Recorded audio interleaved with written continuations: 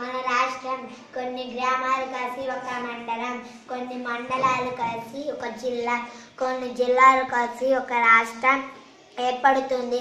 మన రాష్ట్రం పేరు ఆంధ్రప్రదేశ్. నూతన రాజధాని హైదరాబాద్. నూతనంగా అమరావతి అనే రాజధానిని నిర్మించుకుంటున్నాం. ఆంధ్రప్రదేశ్ను భౌగోళికంగా 3 భాగాలుగా విభజించారు. అవి ఉత్తర కోస్తా, దక్షిణ కోస్తా, రాయలసీమ. ఆంధ్రప్రదేశ్లో మొత్తం 13 జిల్లాలు ఉన్నాయి. అవి శ్రీకాకుళం, విజయనగరం, విశాఖపట్నం, తూర్పుగోదావరి, పశ్చిమ గోదావరి, కృష్ణా, గుంటూరు, ప్రకాశం, నెల్లూరు, చిత్తూరు, కడప, అనంతపురం, కర్నూలు.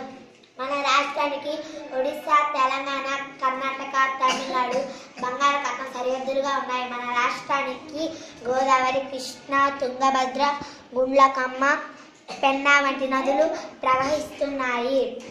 మన రాష్ట్రంలో వరి, జొన్న, మొక్కజొన్న, చెరకు, పొగాకు మొదలైన పంటలు పండిస్తారు.